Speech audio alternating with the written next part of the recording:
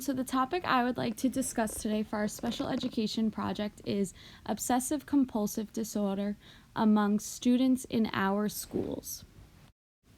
According to the DSM-5, OCD is a psychiatric disorder, also known as an anxiety disorder.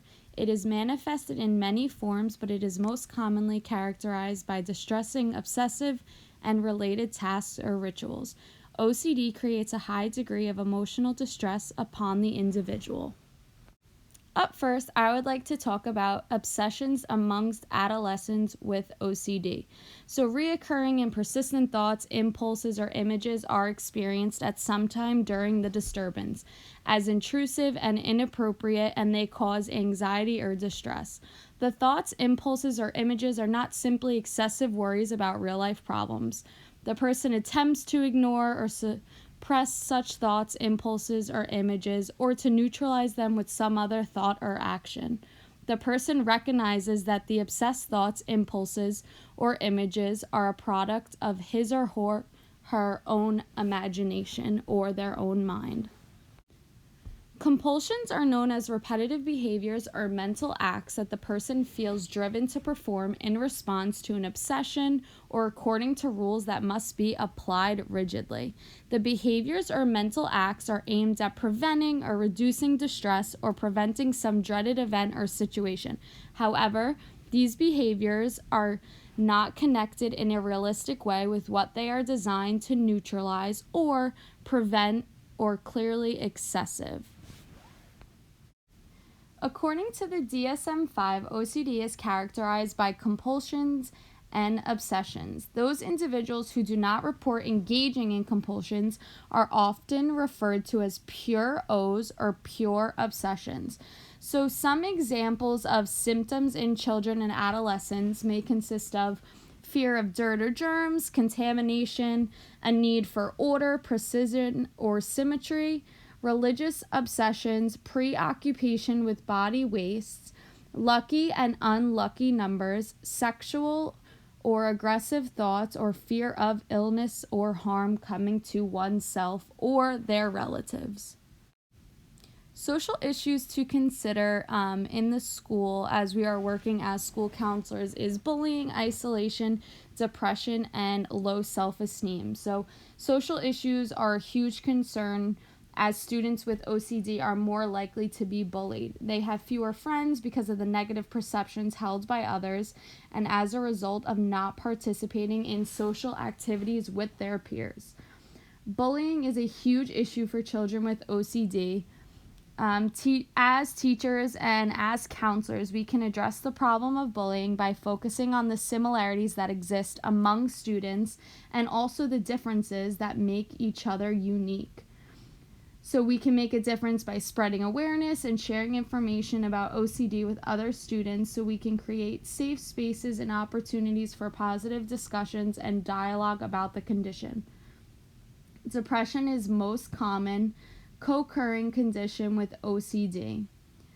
Rejection of the student may be because of lack of awareness and understanding on his or her part of peers about the nature of OCD and how it affects individuals. So reflecting back on what I had said prior, it's super important for us to encourage acceptance and understanding of all students, including those with obsessive compulsive disorder. And once again, having that strength-based perspective to focus on the student's area of strength and their own interests to help boost their self-esteem and confidence in the school setting. Academic issues to consider is definitely something with extreme prevalence. So although most students with OCD have an average intelligence in comparison to their peers, they will require definitely appropriate support and accommodations to truly be successful academically. So these accommodations and support systems need to be individually tailored to meet their needs. It's super important that we recognize that there is not a one-size-fits-all approach to working with all of our students who do require accommodations. One important academic issue to consider is task initiation and completion. So because of the inherent stress related to different evaluation periods, students with OCD struggle to get things done on time. So next we have the topic of tardiness and attendance. So this is definitely a common issue that students with OCD face. Many students may struggle with their obsessive and compulsive rituals in the morning, which may often cause them to be late to school. And then keeping in mind that getting from one class to another may also be extremely challenging. Teachers and counselors should not penalize the student for tardiness, and that is something that should be evaluated within the 504 plan. And that determined plan of action will decipher what will occur when the student arrives late or returns after an absence. So with note-taking and written assignments, keeping in mind perfectionist behaviors that students may need to write, erase, and rewrite answers several times.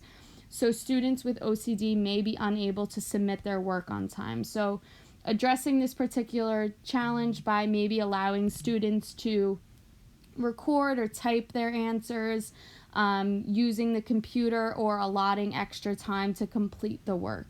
So an example of this could be writing by hand and staying on task could definitely be a challenge for students with OCD. So time, tests, and assignments, which is something that I had briefly just talked about. So this does not mean that students with obsessive compulsive disorder are going to be given less work to do. It just means that they may be given additional time to finish assignments when necessary. And also keeping in mind that a place of comfortability and allowing the student to incorporate breaks is something that can be very beneficial. So class transition, so walking from one class to another.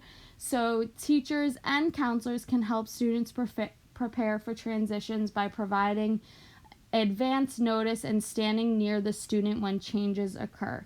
So it is very important that we have those accommodations put in place for them to be as successful as possible.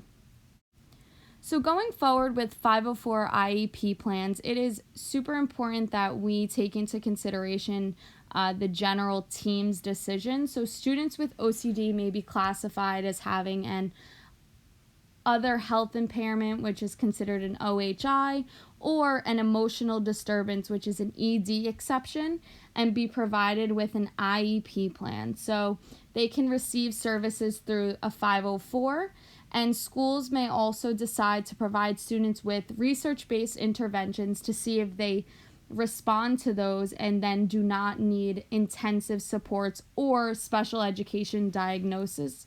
So schools are required to do something to help children with OCD if their symptoms negatively impact their educational performance, even though they are not considered a special education diagnosis. Through the OHI impairment, they are required to do something to help those students of need.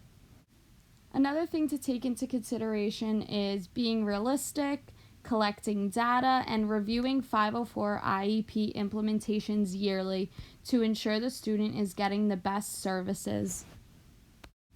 So with sample accommodations for OCD, I wanted to just touch briefly on contamination fears. So something as simple as having their own set of supplies versus using communal supplies.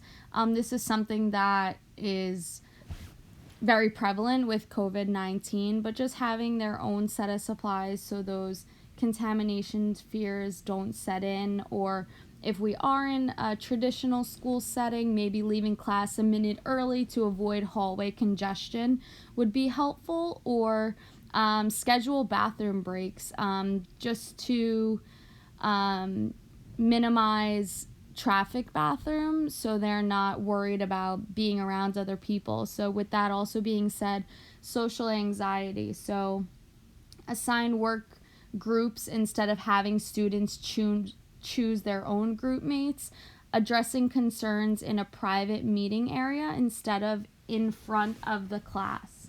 So signal the student that their turn to read out loud or answer a question is coming up. Don't just call on them without them being aware of it. And then an alternate assignment to oral presentations or submit previously recorded presentation. Perfectionism, so providing class notes or study guides, breaking down larger assignments into smaller ones with separate due dates, and suggesting time limits for assignments to use as guidelines. And then also reduced homework load. So an example of this could be do the odd number of math problems, or do the even number of the French homework, or write 3 short answers instead of 5.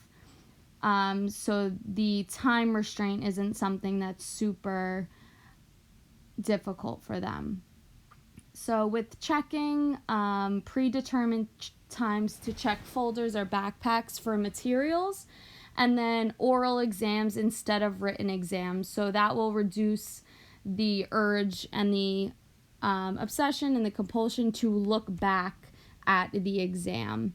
And then with procrastination and indecision, so limiting the number of choices a student has. So if there's 4 books to read, maybe just giving them 1, or regularly scheduled meetings to review progress on different larger assignments, and then also allowing students to come in early or stay after to get started on projects, or really having idea of determining what days and times work for that student, so that will help with their procrastination and indecision in the school. So with BEST approaches, mindfulness-based interventions are super helpful for individuals with disabilities. Mindfulness is also known as the awareness that emerges through paying attention on purpose in the present moment and non-judgmentally to the unfolding of experience. So defining mindfulness as 2 different components, which is self-regulation of attention, and then the attitude characterized by openness, accepting one's experience, and curiosity. So making that student aware of what is going on in their head and allowing them to accept themselves for who they are and understand that what they're feeling is within their own head and it's not an external factor. Family-based CBT provides the child and the parents with a set of tools to help manage and reduce the OCD symptoms. So young children require a lot of guidance from their parents, and they do have less emotional awareness. So family-based CBT is uniquely tailored to the child's developmental needs and their own family context and environment. So some interventions at school that we can accommodate, as the school counselor, I think it's super imperative that we develop a collaborative relationship between the teacher and the outside school official. So making sure that we all recognize that we want to help the child, and having that collaborative communication is something that is super important.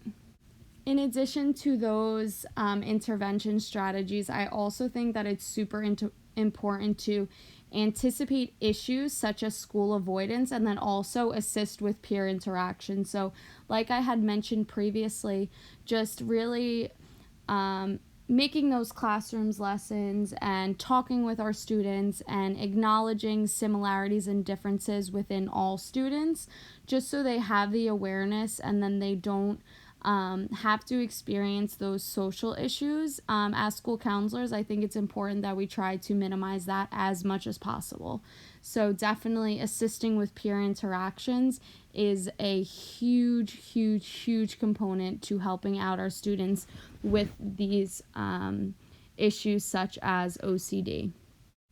Part of being a school counselor is being able to provide our families, guardians with as much resources as possible. So I think it's super imperative that we discuss different interventions at home. So I think just adjusting expectations until the symptoms improve, praising children's efforts to resist symptoms, plan for what to say to people outside of the family, understand parental concerns and their own limitations. This is a super challenging anxiety disorder to deal with, so just really acknowledge it acknowledging and validating that for the parents and for the adolescent who is suffering, and then providing a sympathetic and empathetic environment. Develop an understanding for the disorder, listening to your child's feelings, and then, as we had mentioned earlier, really planning for those transitions. And then just keeping in mind that the outside counselor must work with the school for these interventions to really, really become successful and help those students. And finally, just to wrap up this presentation, I wanted to throw this picture in here for you guys. I think it's super important that we as counselors understand that depression, anxiety, different disorders do not define who our students are. So differentiating the disorder from the individual and recognizing that they are two completely separate entities, and that is something that we really have to acknowledge with our students. So once again, just keeping in mind that OCD or any anxiety or depression or any disorder does not define our students, and that is something that we need to identify with them as future counselors in order to keep that positive strengths-based perspective. So thank you guys so much for listening. I look forward to hearing your feedback. Thank you.